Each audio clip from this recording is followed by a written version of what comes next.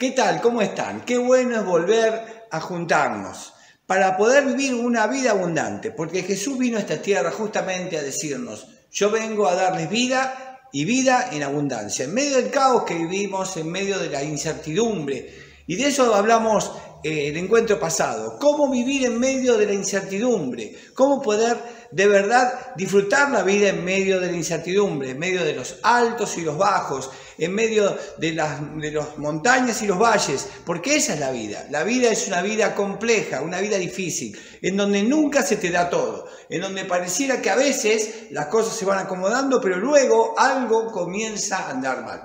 Y esto nos trae graves problemas, porque todos tenemos la tendencia a querer tener todo de una manera segura.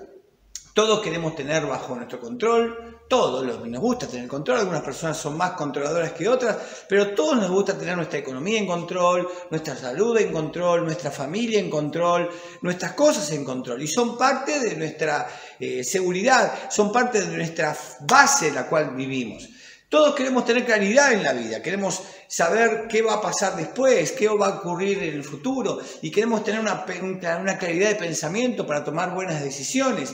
Pero la vida no es tan así, entonces cuando uno pierde la claridad se siente absolutamente indefenso. Cuando uno no tiene claridad de cómo educar a sus hijos, de cómo estar bien en su matrimonio, no tenemos claridad de cómo manejar la economía, no tenemos claridad hacia el futuro, es muy difícil vivir. Y es lo que nos pasa a todos, especialmente en esta etapa tan compleja de la vida.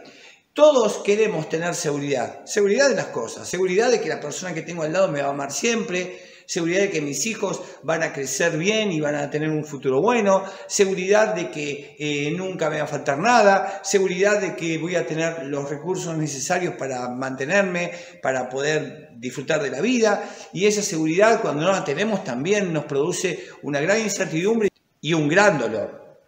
Y todos queremos tener certezas en la vida, certezas. Que las cosas van a ocurrir como uno imagina, que en diciembre podemos hacer tal cosa, que el año que viene podemos hacer tal otra, que nuestra vida más o menos la tenemos manejada, pero de verdad, y lo que hemos visto el jueves pasado y lo que estamos viviendo en esta etapa, es que no tenemos nada bajo control, no tenemos casi nada de claridad en la vida. Hay muy poca seguridad en la cual podamos sostenernos y finalmente las certezas han quedado absolutamente de lado, justamente. Y de vez en cuando en la historia Dios utiliza momentos difíciles como estos para enseñarnos de que todo lo que nosotros tenemos como cierto tambalea. Y que lo único cierto, y esto nos cuesta, y esto nos dificulta la vida, es nuestra confianza en Dios. Vivir en la incertidumbre. Vivir en la incertidumbre. Qué difícil es vivir en la incertidumbre. Porque aún en las cuestiones religiosas, todos nosotros tenemos ciertas certezas, ciertas cosas que ocurren después de estas. Tenemos a veces hasta ciertos pensamientos de que si yo hago esto voy a obtener lo otro. Y cuando uno tiene la vida así y vienen golpes como los que estamos viviendo, o golpes que pueden ser aparte de la situación esta, golpes que vos tenés, que yo tengo en mi salud, en tu salud, en tu familia, con tus hijos, en tu matrimonio, en tus relaciones, en las personas que supuestamente te aman, en un mundo que no es un patio de recreo, sino un lugar conflictivo, un lugar difícil. Es allí donde todo se nos viene abajo y donde tenemos que ponernos a pensar en lo que vamos a hablar en este tiempo, que es dónde apoyás tu vida, dónde apoyamos la vida, dónde estamos apoyados, dónde estamos apoyados, dónde estamos apoyados. Y es tremendo cómo la vida tiene que ver justamente con esto, porque de acuerdo a donde uno se apoya, es allí donde va a vivir y cómo va a vivir. Y todos tenemos esa tendencia a darles un valor supremo a ciertas cosas, al control, le damos un valor supremo. Le damos un valor supremo a la seguridad, le damos un valor supremo a la claridad y le damos un valor supremo a la certidumbre. Y esto es porque, por lo tanto, estos se convierten en ídolos. Porque cuando uno le pone un valor supremo a algo, se convierte en un ídolo, en algo en lo que yo confío. Yo confío de que si yo educo bien a mis hijos se convertirán en buenas personas. Es un ídolo. Yo confío en que si yo hago bien las cosas económicamente, nunca me va a faltar. Es un ídolo. Yo confío de que si cuido mi cuerpo y tengo una dieta saludable y hago ejercicio todos los días, voy a tener una salud permanente buena hasta el morir. Es un ídolo. Las certezas que uno tiene son ídolos y a veces tienen que ver también con nuestras posturas religiosas, ¿no? De creer mucho en la causa y la consecuencia de ciertas cosas, que si yo hago esto va a ocurrir lo otro. Son ídolos, porque muchas veces estamos más cerca de creer en nuestra creencia que en una persona, que es Jesús.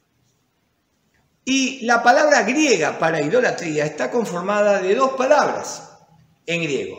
Latreo, que significa adorar o servir, y eidolon, que significa un fantasma, una ilusión, algo falso, un fantasma, una ilusión, algo falso. Entonces, hacer un ídolo es, por ejemplo, de la certeza es adorar a un fantasma, a una ilusión. La certeza de ciertas cosas son fantasmas a los que adoramos, ídolos que no existen, situaciones que uno cree que son, pero que no son, una ilusión. La certeza es una ilusión, la seguridad es una ilusión, porque estamos apoyados en lugares totalmente incorrectos. Es como andar en la niebla. Si alguna vez viajaste en la niebla, donde no ves nada, donde simplemente podés confiar en la luz de un auto que está delante tuyo, es tremendo. Y entonces, como un ídolo, es como un fantasma. Vamos a hacer algunas preguntas cazafantasmas, como esa vieja película de los 80. Si hacer del ídolo, de la certeza, es adorar a un fantasma, entonces vamos a hacer algunas preguntas que nos pueden ayudar a entender. Por ejemplo, ¿sentís como que todo estuviera bien si tan solo podrías tener, y ahí pones un blanco, algo? Todo estaría bien si yo pudiera tener esto, si yo pudiera comprar esto, si yo pudiera tener un hijo, si yo pudiera tener alguien que me ame, si yo pudiera tener, si yo tuviera esto, todo andaría bien. Es un ídolo. Otro ídolo, sentís la sensación o la desesperación de que crees que te iría muy bien tan solo si fueras reconocido o amado por... Si tan solo me reconocieran, si tan solo me amaran, si tan solo yo fuera notado por, todo andaría bien. Otro ídolo, ¿no? Otra falsedad, otro fantasma.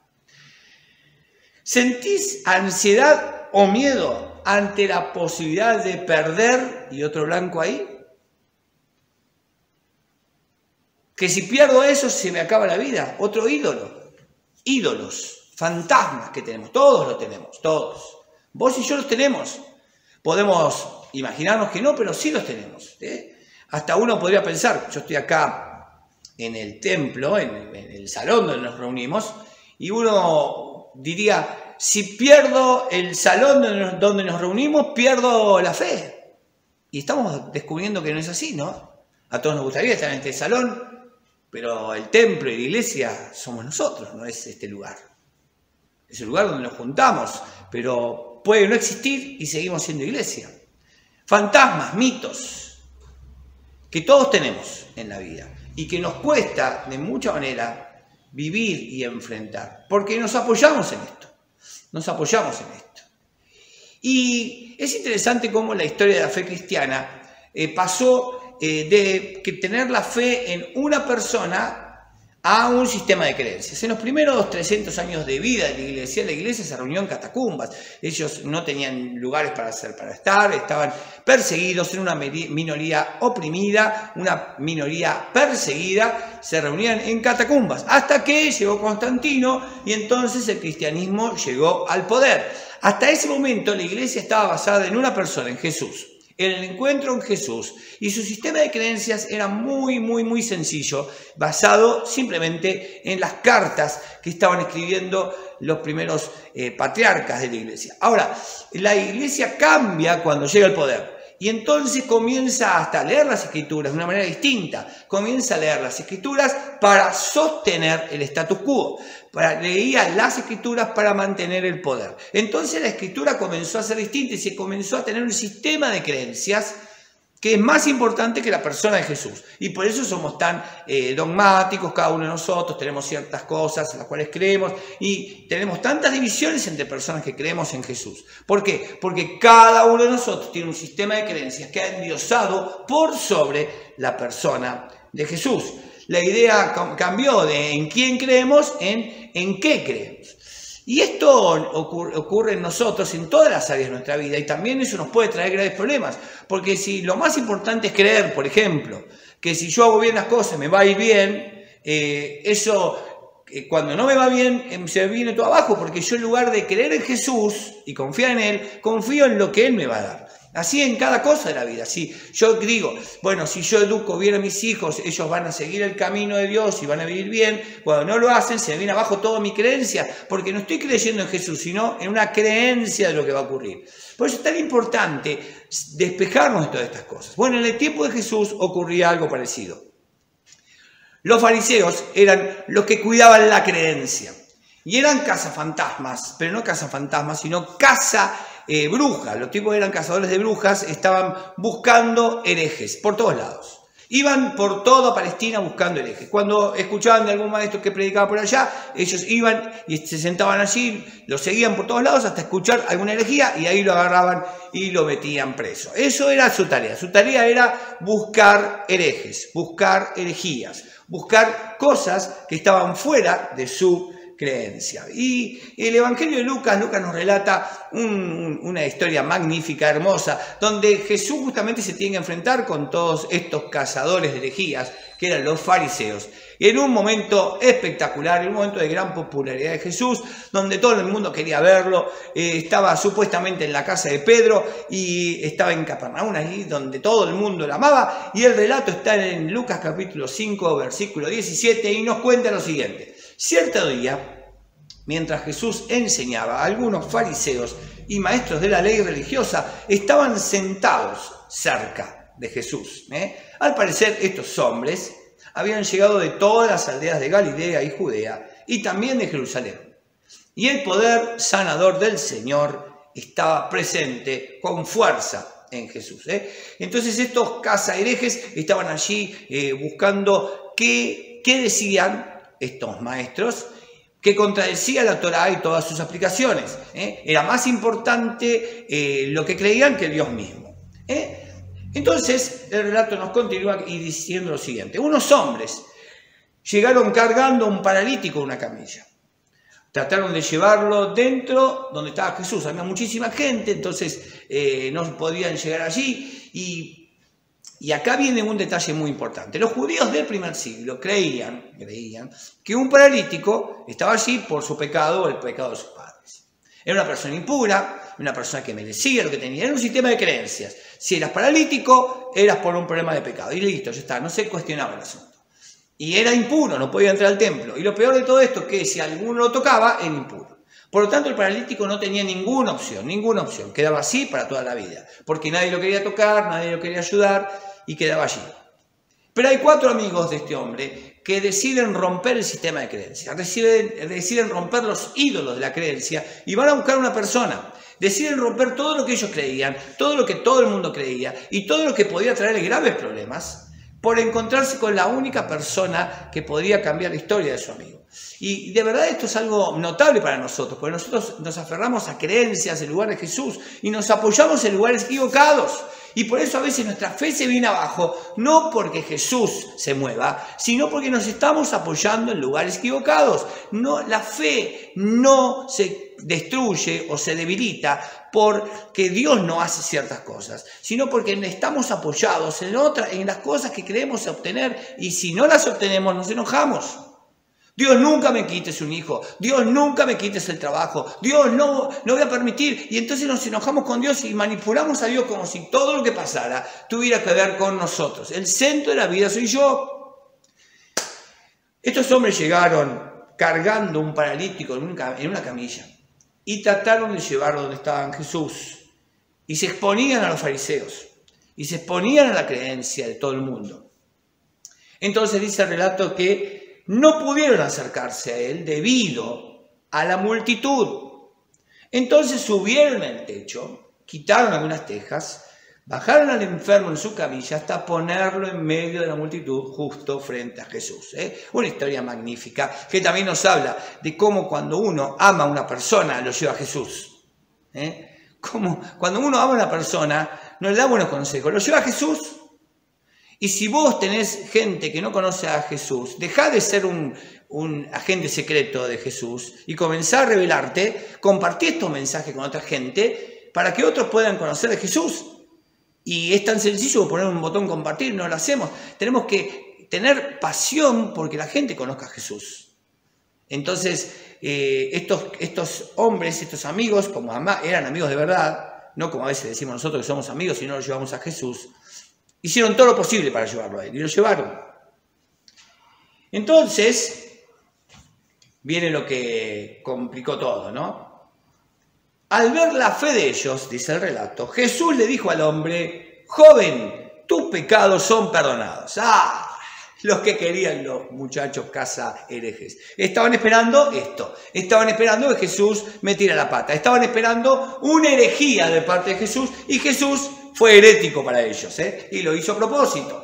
Entonces los fariseos y los maestros de la ley religiosa decían para sí, ¿quién se cree que es?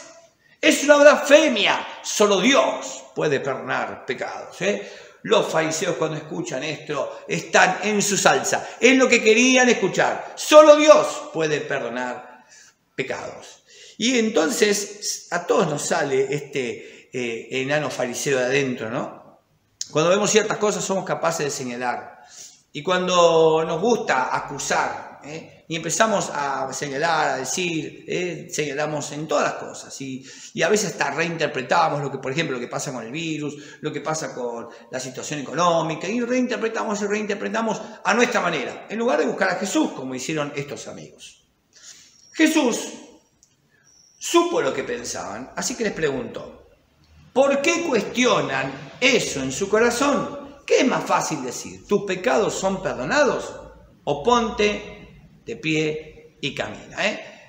Sin duda cualquiera podría decir tus pecados son perdonados, pero Jesús le quiere decir, bueno, yo eso lo hago porque esta persona, como todos ustedes, necesitan ser perdonados sus pecados, pero les voy a demostrar algo que ustedes no pueden hacer, porque no es solamente decir, sino hacer, y Jesús lo hace y es lo que quiere hacer en tu vida hoy. Así que les demostraré que el Hijo del Hombre tiene autoridad en la tierra para perdonar pecados. Entonces Jesús miró al paralítico y dijo, ponte de pie. Toma tu camilla y vete a tu casa. Al instante, delante de todos, el hombre paralítico se levantó de un salto. Que está muy bueno esto, ¿no? Porque el tipo estaba tirado, no podía moverse, de repente se levantó de un salto, tomó su camilla y se fue a casa alabando a Dios. Esto es lo que ocurre cuando uno se apoya en Jesús. Cada vez que uno se apoya en Jesús, termina pegando un salto de alegría y termina adorando a Dios, corriendo para contarle a otros lo que pasó. Esto es lo que ocurre cuando Jesús viene a tu vida y cuando te apoyas en Él. Ahora, hay algo que estés tan temeroso de perder más que a Jesús. Hay algo o alguien cuya atención y cariño hacia vos es más importante que Jesús. Porque estos amigos no le importó nada, Jesús era el importante. Ahora, a veces nosotros tenemos como más importante nuestra familia, porque somos nuestra extensión, no es que amamos tanto, sino que nuestros hijos son nuestra extensión y por eso nos amamos a nosotros mismos y nuestra familia es lo más importante. Por eso a veces hasta decimos, bueno, no importa si nuestros hijos siguen a Jesús, lo más importante es que sean buenas personas. A veces lo más importante es nuestra economía, por eso si nuestra economía va mal, todo va mal. A veces lo más importante es nuestra salud. Y por eso te dejas de Dios. Y por eso ya no tenés pasión por Él. Porque Dios no cumple lo que vos pensás. Entonces te apoyás en lugares incorrectos y te vas a caer. Nunca te apoyaste en una pared que se vino abajo. Nunca te apoyaste en un lugar que estaba peligroso. Bueno, así estamos todo el tiempo, apoyándonos en lugares peligrosos. ¿Dónde estás apoyando tu vida? ¿Dónde estás apoyando? ¿En la economía? ¿En tus hijos? ¿En tu matrimonio? ¿Dónde estás apoyando tu vida? ¿En tu salud? ¿En la gente que te ama? ¿En tu soledad? ¿Dónde la estás apoyando? Y es interesante que en el Antiguo Testamento Dios tuvo un diálogo con el pueblo permanente sobre una frase muy importante que tenía que ver con destruyan los lugares altos. ¿Qué eran los lugares altos? Bueno, eran un espejismo, porque eran lugares para adorar ídolos, eran fantasmas que ellos adoraban. Y el Antiguo Testamento tiene descripciones magníficas sobre los ídolos para leer. Pero lo que hacía la gente era que cuando se alejaba de Dios, lo que buscaba era otro tipo de ídolos. Gente que adoraba cosas de los pueblos de alrededor, como hacemos nosotros. La economía, la seguridad, el control, la claridad. Son ídolos de este tiempo. Entonces, ¿qué hacían? Lugares altos. Iban a bosques altos, allí construían un ídolo. Iban a montañas, construían un templito, un templo. Construían cosas para adorar, construían lugares para adorar y se alejaban de Dios. Entonces, cuando, hay un relato en 2 Reyes capítulo 17, 9 que dice que los israelitas secretamente hicieron cosas que no eran rectas contra el Señor su Dios. Edificaron lugares altos en todas las ciudades. Todas las ciudades edificaban lugares altos, cosas que no eran rectas contra el Señor. Y cuando uno pone la seguridad como un ídolo, cuando uno pone la caridad como un ídolo, cuando uno pone hasta su familia como un ídolo, esto no es recto de acuerdo al Señor. Y cuando Dios ve esto, siempre les decía al pueblo, vayan y derriben los lugares altos. Y hoy Dios quiere que hagas lo mismo. Hoy Dios quiere que derribes tus lugares altos, tus lugares donde te estás apoyando y que no son seguros. La gente no es segura, la economía no es segura, tus hijos no son seguros, ni tu matrimonio es seguro. Porque el único en quien vos podés confiar, en el único que te puedes apoyar, es en Jesús. Es el único que te da seguridad. Ve y derriba los lugares altos. ¿Qué cosas han sido tan elevadas en tu vida que necesitas destruir? Que necesitas derribar, que necesitas deshacerte. Y esto es muy importante. Proverbios 3:5 dice, confía en el Señor con todo tu corazón y no te apoyes en tu propio entendimiento. Nos hemos apoyado en cosas incorrectas, nos hemos apoyado en paredes que se caen, nos hemos apoyado en escaleras que se vienen abajo, nos hemos apoyado en lugares incorrectos, lugares altos que tenemos que derribar. Y si querés vivir una vida de fe, si querés vivir la vida abundante, si querés vivir lo que Dios tiene para vos, si querés disfrutar de la vida y no enojarte todo el tiempo con Dios y con todo lo que te pasa, es necesario que derribes los lugares altos. Porque Jesús es la única certeza que tenemos. Es nuestra seguridad, Él es nuestra claridad y es nuestro control. Él es el único que nos está sosteniendo. ¿Sabes? Estamos pasando momentos difíciles. Vos y yo pasamos momentos difíciles. Pero pasar un momento difícil apoyado en el lugar incorrecto, lo único que nos lleva es a caernos. Y por eso a veces te sentís abatido, agotado, sin fuerzas. Porque cuando las cosas suceden mal y viene lo peor después de eso, cuando estás en incierto, necesitas algo de certeza en tu vida. Y Dios en esta noche viene a decirte, confía en mí con todo tu corazón y no te apoyes en tu propio entendimiento. Confía en mí con todo tu corazón y no te apoyes en tu propio entendimiento. Por eso, la pregunta en esta noche es, ¿dónde estás apoyando todo el peso de tu vida? ¿Dónde lo estás apoyando? ¿Dónde lo estás apoyando? Todos nosotros intentamos apoyarnos en algún lado, pero cuando apoyo mi vida en la economía, en mi seguridad, en una relación, en la política, en lo que sea, que no sea Jesús, mi vida se viene abajo. ¿Dónde estás apoyando el peso de tu vida? ¿Dónde lo estás haciendo? Todos apoyamos el peso de nuestra existencia en cosas que en realidad son fantasmas. Y cuando lo haces, no te asustes cuando todo se viene abajo. ¿Se te vino abajo algo en tu vida en este año?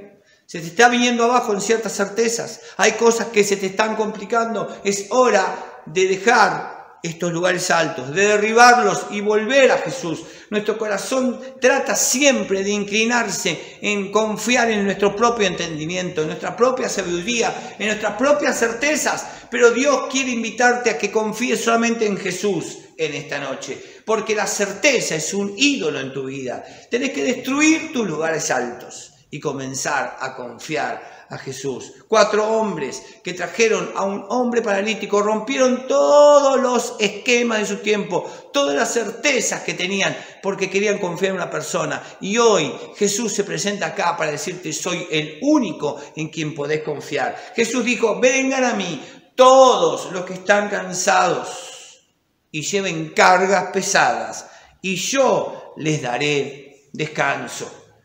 Pónganse mi yugo, déjenme enseñarles, porque yo soy humilde y tierno de corazón, y encontrarán descanso para el alma. Allí es donde vos podés apoyarte, ahí es el único lugar donde podés descansar, en Jesús. Dejá de confiar en aquellas cosas que pretendés que Dios te dé y no te está dando. Porque son tus lugares altos, son tus lugares de confianza. Estás creyendo que Dios te está fallando porque no te da cierta cosa. Tenés que confiar en Jesús. Vengan a mí, no en mis cosas. Vengan a mí, no en lo que yo proveo. Vengan a mí, dijo Jesús. A mí, en una persona, no en un sistema de creencias. En una persona, y no en cosas que vos imaginás. No en fantasmas, no en ídolos, no en lugares altos. Confianza únicamente en Jesús. Por eso, si tu vida fuera una escalera, ¿dónde le estás apoyando? Si tu vida es como una escalera, ¿dónde le estás apoyando? Y si alguna vez la escalera de tu vida se cayó, donde parecía que todo se vino abajo, ¿cómo te recuperaste si no fue con Jesús? ¿Qué papel tuvo la fe? Por eso, ¿cómo se vería tu vida hoy si la apoyás en Jesús? ¿Dónde estás apoyando tu vida? ¿Dónde confías? ¿Cuál es tu certeza? ¿Cuáles son tus lugares altos en esta noche? Dios quiere presentarse como la única solución. Hay una sola cosa segura, hay una sola cosa cierta contra la cual apoyar nuestras vidas. Y no es una cosa, sino es una persona, es Jesucristo. Jesucristo viene acá para decirte: yo soy el único que puede darte descanso. Vengan a mí todos los que están cansados. Vengan a mí todos los que están cansados. ¿Querés tener una vida abundante? Vení a Jesús. ¿Querés tener una vida abundante? Apoyate solamente en Él, no en tus cosas, no en tu creencia, no en tus certezas, aún en tus creencias sobre Dios. Tenés que apoyarte en Jesús, solamente en Él, y confiar en Él. ¿Dónde estás apoyando tu vida? ¿Dónde estás apoyando tu vida? ¿Dónde? ¿Dónde estás apoyando tu vida? ¿Dónde lo estás apoyando? ¿Dónde estás haciéndolo? ¿Dónde estás apoyando tu vida? Vamos a orar en esta noche y pedirle al Señor en este momento que Él sea el centro de tu vida. Vení a Él, descansá en Él. ¿A dónde vas a ir? Si solamente Él tiene palabras de vida eterna, solamente en Él te puedes apoyar, solamente en Él puedes descargar tus cargas. No lleves tus cargas, no sigas pensando ilusoriamente: cuando esto se dé, cuando aquello pase, que nunca me pase. Confía en Él, cree, Él es bueno. Él quiere llevar tus cargas. Jesús, en esta noche no queremos seguir apoyándonos en lugares incorrectos, que aunque parezcan buenos, Jesús, no son el lugar donde vos querés que nos apoyemos. Jesús, en esta noche queremos descansar en vos, queremos vivir una vida abundante. No quiero seguir apoyando mi vida en la economía, en lo que tengo o no tengo. No quiero seguir apoyando mi vida en lo que van a hacer o no hacer mis hijos. No quiero seguir apoyando mi vida en quién me va a amar o no me va a amar. No quiero seguir apoyando mi vida en mi salud o en la salud de los que amo.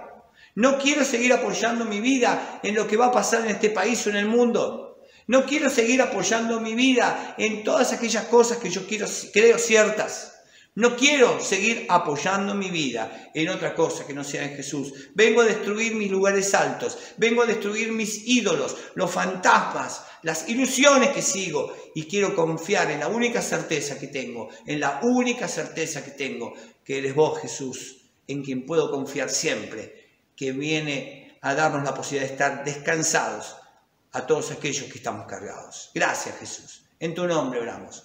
Amén y amén. Que Dios te bendiga mucho, que puedas vivir esta vida abundante, pero siempre reflexionar dónde estás apoyando tu vida. Que puedas disfrutar de esta vida abundante que Dios te dio, porque este es el legado para todos los hijos de Dios.